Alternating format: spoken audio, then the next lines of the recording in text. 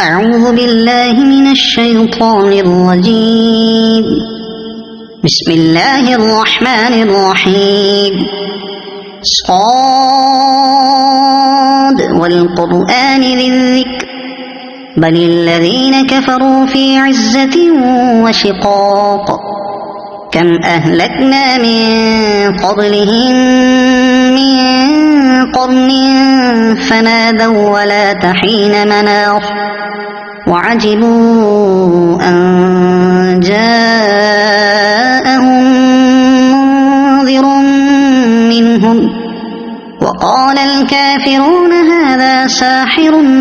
كذاب أجعل الآلهة إلها واحدا إن هذا لشيء عجاب. وانطلق الملأ منهم أن امشوا واصبروا على آلهتكم إن هذا لشيء يراد ما سمعنا بهذا في الملة الآخرة إن هذا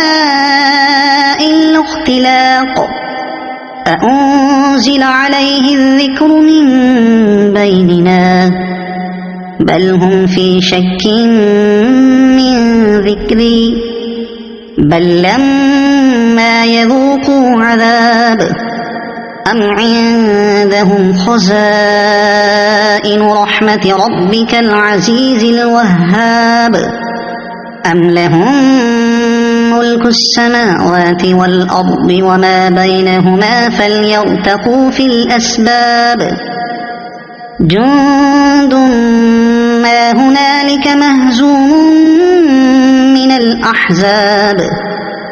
كذبت قبلهم قوم نوح وعاد وفرعون ذو الأوتاد وثمود وقوم لوط وأصحاب الأيكة أولئك الأحزاب إن كل إلا كذب الرسل فحق عقاب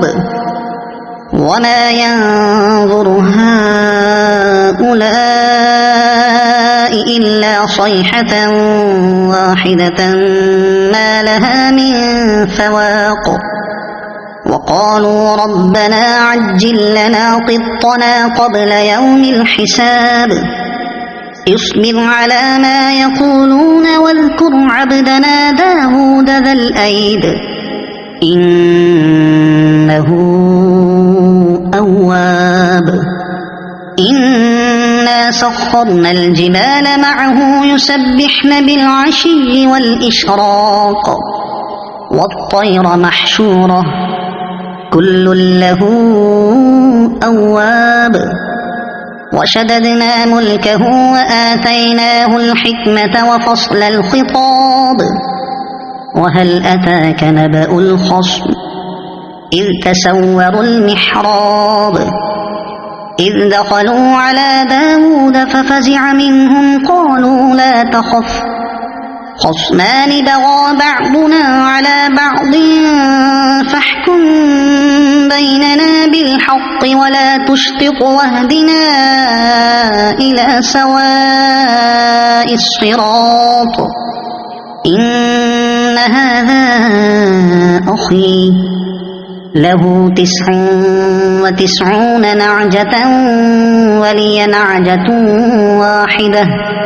فقال أكفلنيها وعزني في الخطاب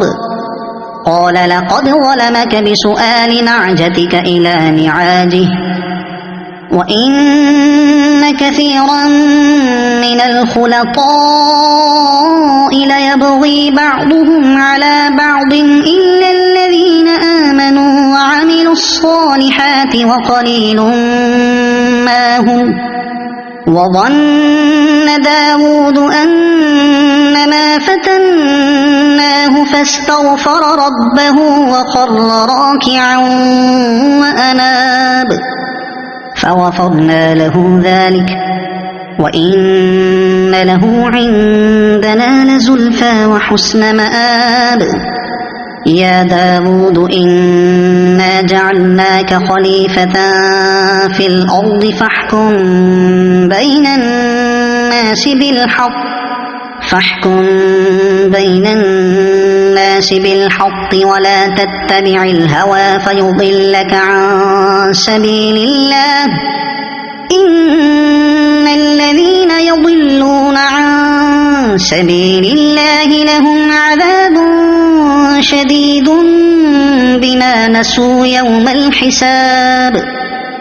وما خلقنا السماء والأرض وما بينهما باطلا ذلك ظن الذين كفروا فويل للذين كفروا من النار أم نجعل الذين آمنوا وعملوا الصالحات كالمفسدين في الأرض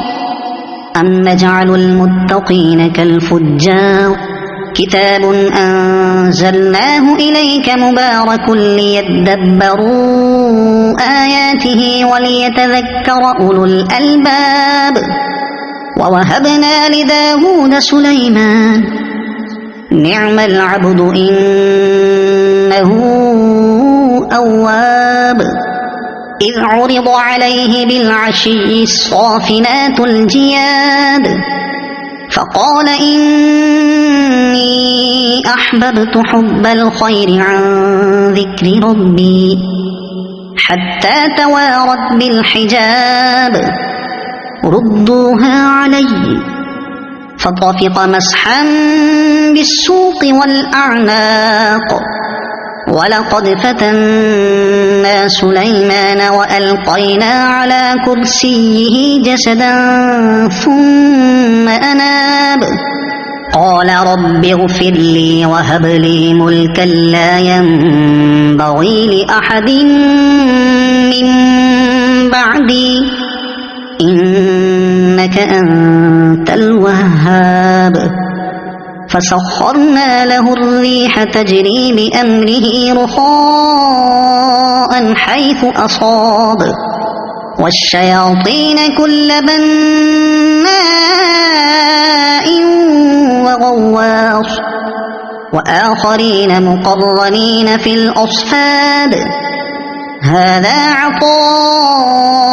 فامنن أو أمسك بغير حساب وإن له عندنا لزلفى وحسن مآب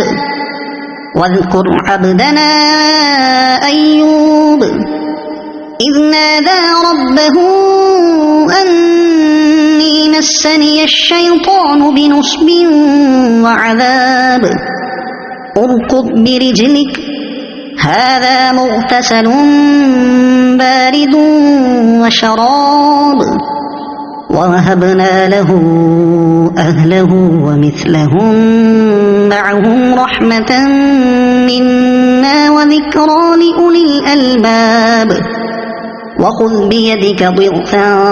فاضرب به ولا تحنث إنا وجدناه صابرا نعم العبد إنه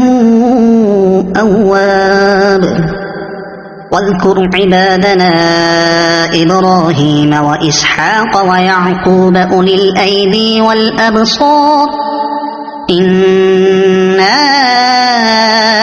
أخلصناهم بخالصة ذكر الدار وإنهم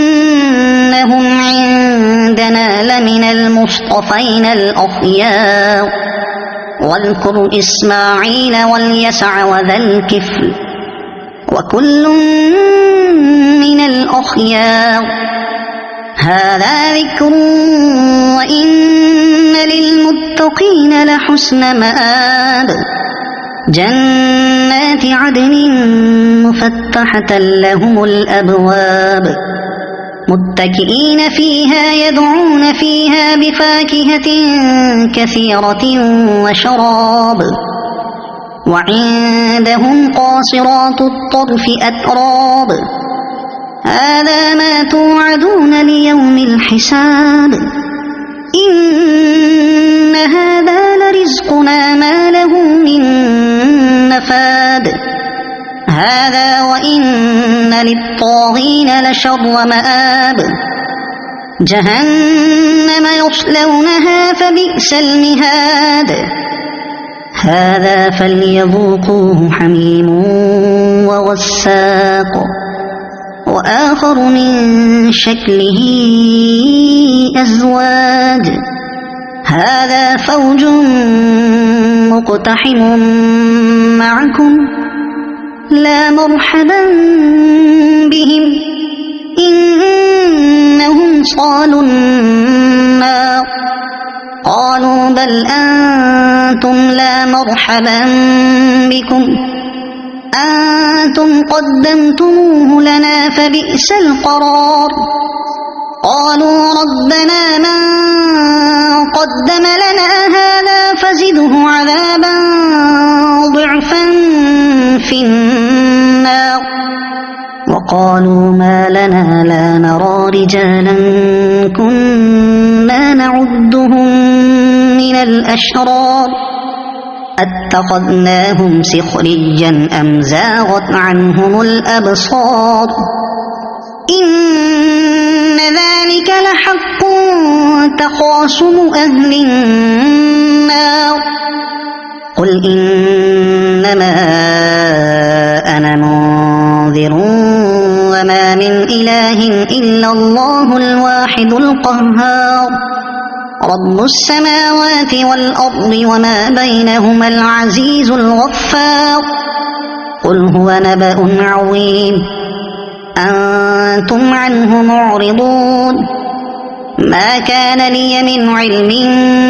بالملأ الأعلى إذ يختصمون إن يوحى إلي إلا أنما أنا نذير مبين إذ قال ربك للملائكة إني خالق بشرا من طين فإذا سويته ونفخت فيه من روحي فقعوا له ساجدين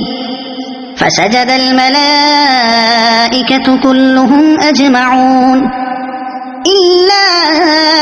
إبليس استكبر وكان من الكافرين قال يا إبليس ما منعك أن تسجد لما خلقت بيدي أستكبرت أم كنت من العالين قال أنا خير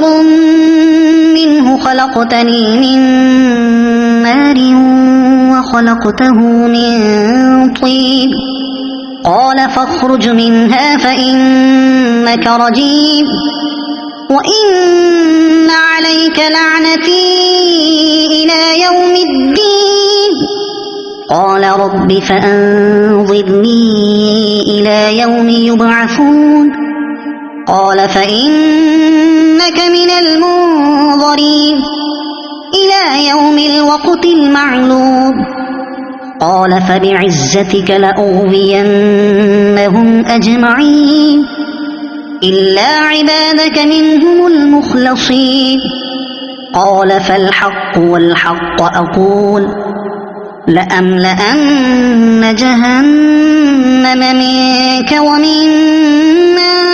تبعك منهم أجمعين قل ما أسألكم عليه من أجر وما أنا من المتكلفين